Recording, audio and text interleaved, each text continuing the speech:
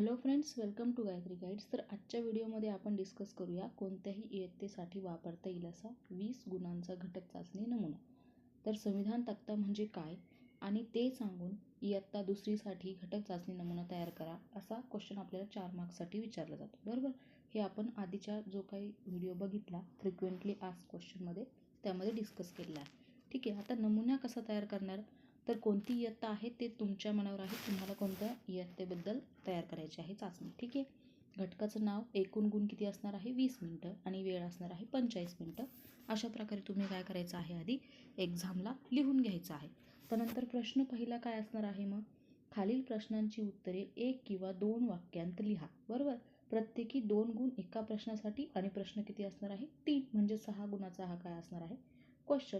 तर पहिला प्रश्न दिला आहे हा सॅम्पल नमुना असणार आहे, त्यामुळे जास्त काही विचार करायचा नाही आहे. फक्त कशा प्रकारे तुम्ही तयार करू शकता हे मी तुम्हाला इथे डिस्कस केलेलं आहे. बरोबर, तर पहिला क्वेश्चन असणार आहे भाषिक कौशल्यांच्या 4 प्रकारांपैकी कोणते 2 प्रकार लिहा.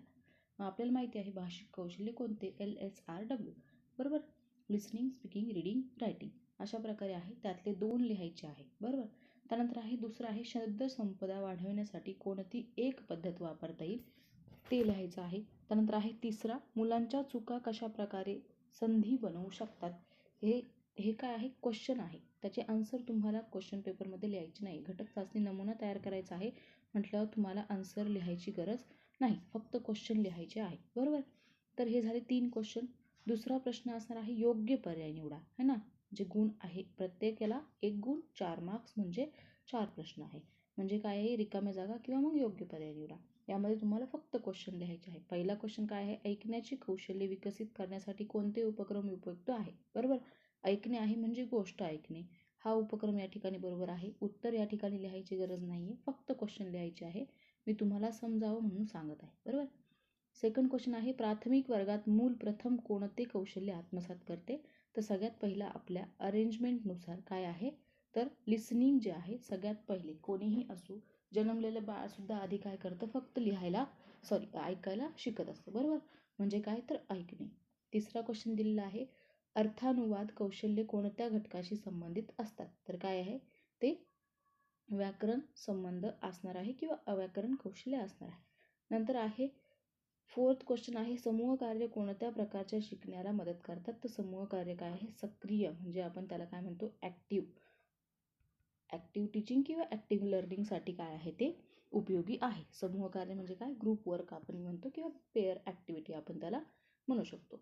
क्वेश्चन तिसरा आहे प्रत्येकी 2 गुण 2 प्रश्न आहे, म्हणजे काय तर 4 क्वेश्चन दिलेले आहे, एकाला हाफ मार्क्स, म्हणजे काय तर अशा प्रकारे 2 गुण असणार आहे. बरोबर, 4 गुण असणार आहे. ए स्तंभ आहे आणि बी स्तंभ जोड्या लावायचे आहे. कथा, कविता म्हणणे, चित्र वाचन, गोष्ट ऐकणे आणि त्याचे पुढे बी स्तंभामध्ये त्याचं आन्सर दिलेलं आहे, ते तुम्हाला योग्य जे आहे ते निवडून लिहायचं आहे. ठीक आहे, त्यानंतरचा पुढचा क्वेश्चन जो असणार आहे तो असणार आहे प्रत्येक दिलेल्या प्रश्नांपैकी कोणत्याही 2 प्रश्नांची विस्तृत आन्सर लिहा. म्हणजे काय ते 4 ते 5 ओळीमध्ये किंवा 3 ते 4 ओळीमध्ये आन्सर या ठिकाणी लिहायचं आहे.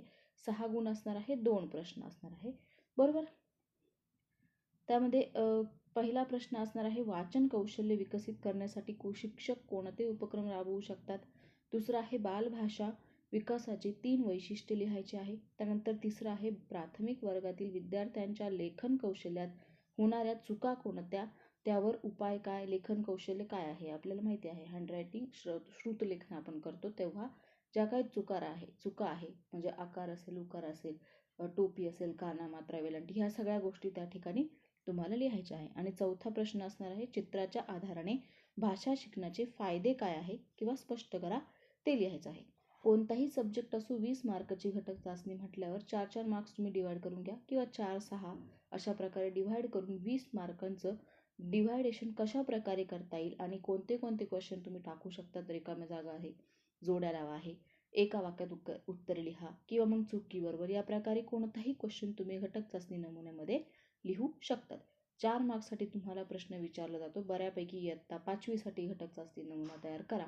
तर अशा प्रकारे तुम्ही काय करायचं आहे, घटक चाचणी नमुना तयार करायचा आहे. एकदम सिंपल साधी कन्सेप्ट आहे आणि सोप्या शब्दांमध्ये तयार करायचं आहे. कोणतेही क्वेश्चन टाकले तरीही तिथे तुम्हाला कोणीही बघणार नाही, फक्त तुम्ही तयार केला आहे की नाही हे त्या ठिकाणी इम्पॉर्टंट असणार आहे.